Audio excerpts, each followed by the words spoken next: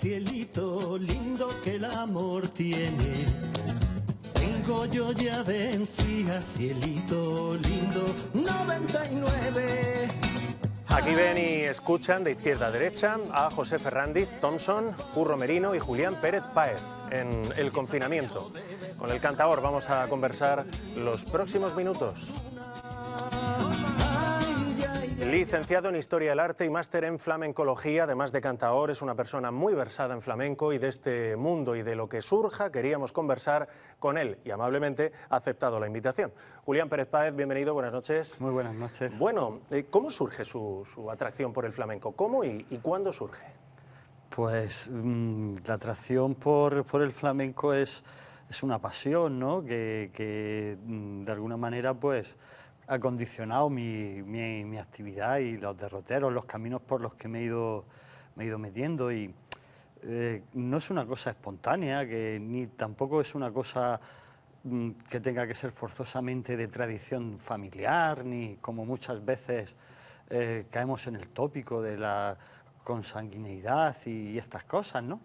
Simplemente pues igual que uno emprende una carrera porque le apasiona, le seduce el conocimiento de esa disciplina, de esa materia, pues así empecé poco a poco y siempre hemos tenido una gran afición al mundo de la música, en el entorno familiar, en el entorno de los amigos, en el entorno social, pero el flamenco pues llega un momento ¿Qué tiene el flamenco para que se convierta en una pasión, como sí, nos acaba de decir, pues, para personas como usted? Sí, el flamenco es una manifestación musical y cultural absolutamente singular, ¿no? Que tiene unas peculiaridades como lenguaje que la convierten en un género musical extraordinario, distinto, diferente a otros géneros musicales y que es una forma, creo que muy contemporánea, pese a que se habla de lo antiguo, de la tradición. No, creo que el flamenco es una forma muy contemporánea, muy de nuestros días. Es una forma de expresión artística, pero también de expresión del sentir popular y aunque tiene un marcado, creo yo, carácter intimista, ¿no? El flamenco. Y sobre todo es una forma que, de alguna manera, y que es un tema controvertido, nos ha proporcionado una identidad, ¿no? La identidad, la marca del flamenco, ¿no? Pues de alguna manera eso quiere decir que es un lenguaje universal, que es un lenguaje como los lenguajes artísticos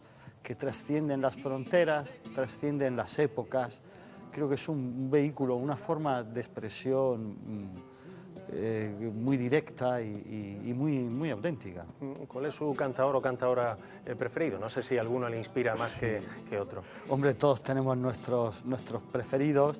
Entre los antiguos, pues hay muchísimos dentro de este mundo del flamenco antiguo que a veces no es muy conocido de los orígenes del flamenco, pues como pueda ser Pastora Pavón, la niña de los peines, que tal vez sea la artista más importante del género a lo largo de su historia, ¿no? Pues su hermano Tomás, los Manuel Vallejo, en fin, hay una cantidad enorme de artistas de una extraordinaria valía, con unas voces extraordinarias, con unas capacidades, unas dotes creativas muy frescas, muy atrevidas para la época. Y del flamenco actual pues tenemos una santísima trinidad que serían Paco de Lucía, Camarón, Enrique Morente, aparte de otros muchísimos, ¿no? Que no deberíamos dejar de lado, porque esto no es una cosa de... Siempre hay cabezas, ¿no? Visibles, pero no es una cosa de individualidades, tampoco los procesos artísticos son cuestiones colectivas, cuestiones de época, en la que cada artista, por pequeño que sea, pone su aportación. ¿Y qué suponen poetas como Pedro Cobos o Miguel Hernández para su vida, para su trayectoria? Sí, pues han sido toda una inspiración porque, Pedro Cobos, por ejemplo, que lo acabas de mencionar, pues tuve la fortuna de ser una persona familiarmente próxima. Es un escritor, un novelista murciano de una extraordinaria valía, con obras magníficas, con novelas como pueda ser La vida perdularia, que es una novela extraordinaria, y luego tiene una colección de poemas que a mí me revelaron que esta persona era, a la que conocía, no sabía que sabía tantísimo de flamenco.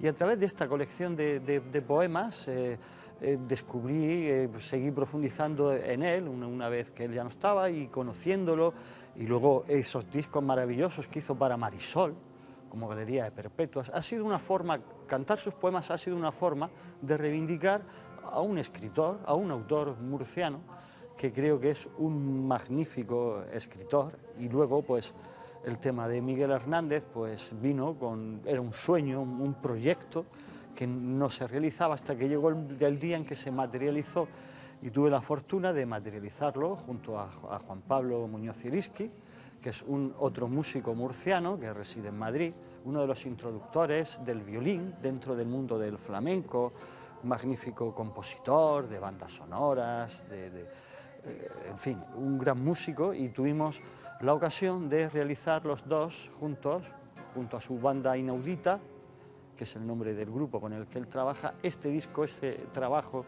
que salió hace una década sobre Miguel Hernández, un disco que se llamaba La Luna Venidera. Y bueno, pues siempre que uno se acerca a un gran pintor, a un gran escritor, su obra es tan generosa que salimos enriquecidos a nivel vital, a niveles de experiencias, a nivel sensitivo, y creo que es importante acercarse a esos autores, aunque sea desde otras disciplinas artísticas. Creo que eso hace más grande el marco y la experiencia. ¿Qué relación existe entre el folclore y el flamenco?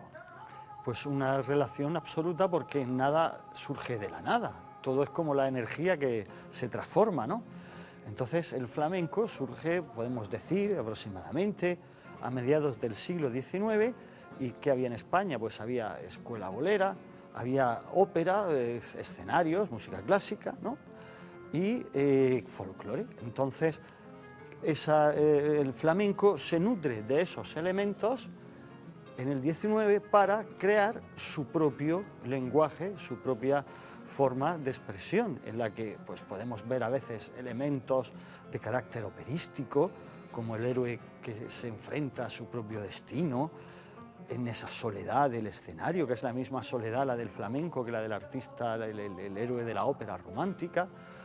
Y tenemos elementos folclóricos, elementos procedentes de las seguidillas, procedentes de los fandangos y de otros elementos de la música tradicional española, de la música folclórica y de la música bolera, que los flamencos en los cafés cantantes, en los teatros de la época, suben al escenario reelaborándolos y dándoles la configuración poco a poco de lo que actualmente, hoy en día, conocemos como género flamenco, lo que identificamos como flamenco, que anteriormente a esa época de cafés cantantes, a esa época de mitad del siglo XIX en adelante, no existía. Es un género que surge ahí, un género, podemos decir, de la época del modernismo, de esa época del XIX, de hibridación de estilos, de elementos artísticos que configuran nuevos géneros, nuevos estilos artísticos. La región de Murcia tiene sus propios palos flamencos, ¿verdad? Sí, sí, claro, la región de Murcia, con la llegada de emigrantes a la minería procedentes tanto de las zonas de Jaén, las zonas de Granada, acuden mineros al Tajo, a la mina, y pues ellos traen sus formas musicales, más las formas del terreno que había aquí en la región de Murcia, derivados malagueñas murcianas, malagueñas de la madrugada. Pues en ese ambiente de los cafés cantantes numerosísimos que había en toda la región, sobre todo en las localidades de Cartagena y La Unión, que a principios del siglo XX eran unas ciudades con una enorme actividad económica y humana y cultural, porque pues, aunque ahora nos resulte sorprendente, pues eran de las ciudades con la renta per cápita más alta de Europa debido a la minería y a la fundición del metal. Entonces, pues se genera un ambiente artístico, un ambiente social, un ambiente de ocio en los cafés cantantes en el que se le da forma a todos esos músicas que están bullendo en esa época en los escenarios, en las madrugadas, en esos encuentros de los trabajadores, en el ocio que se propicia durante ese momento de prosperidad económica, pues a principios del siglo XX, en las zonas de Murcia, de Cartagena, La Unión, aunque, por ejemplo, había otras localidades de la región donde también había cafés cantantes, donde había una actividad flamenca. Es muy curioso pues repasar los libros que nos dejó el fallecido José Gerardo, repasar la prensa de la época, cómo nos narran todas esa vida, ese mundo que había, esa madrugada. Por ejemplo, Cartagena es una ciudad que le dice un periodista, recrimina a un alcalde, dice: ¿usted se ha dado cuenta que toda Cartagena es un gran café cantante? Porque era al albor de esa economía, de ese resurgir económico de estas zonas, pues acude la minería, acude el trabajo y se producen manifestaciones culturales que son hoy en día pues lo que hemos dado a conocer como el cante minero levantino.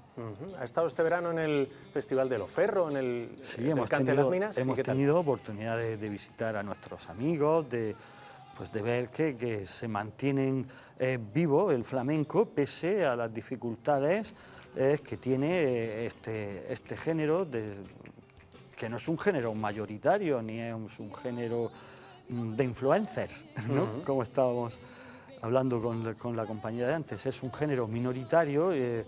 Y bueno, se mantiene su vitalidad, y es importante y es necesario porque es un patrimonio que hay que apoyar, porque es una música, la del flamenco, como te decía, de una singularidad absoluta, y que merece la pena que continúe pudiendo ofrecer la región esa oferta, esos espectáculos flamencos, esos eventos, pues como son pues, los dos grandes festivales, aunque hay más festivales y hay más actividad, ¿no? Lo que pasa es que siempre vamos a los mismos, ¿no? Que sería pues La Unión, el Festival de Cante de las Minas y el Festival de Loferro. Aunque hay bueno, pues también personas, entidades, grupos que mantienen su actividad durante todo el año en Cartagena, en Murcia, y es muy meritorio que esa actividad pues se mantenga y se apoye.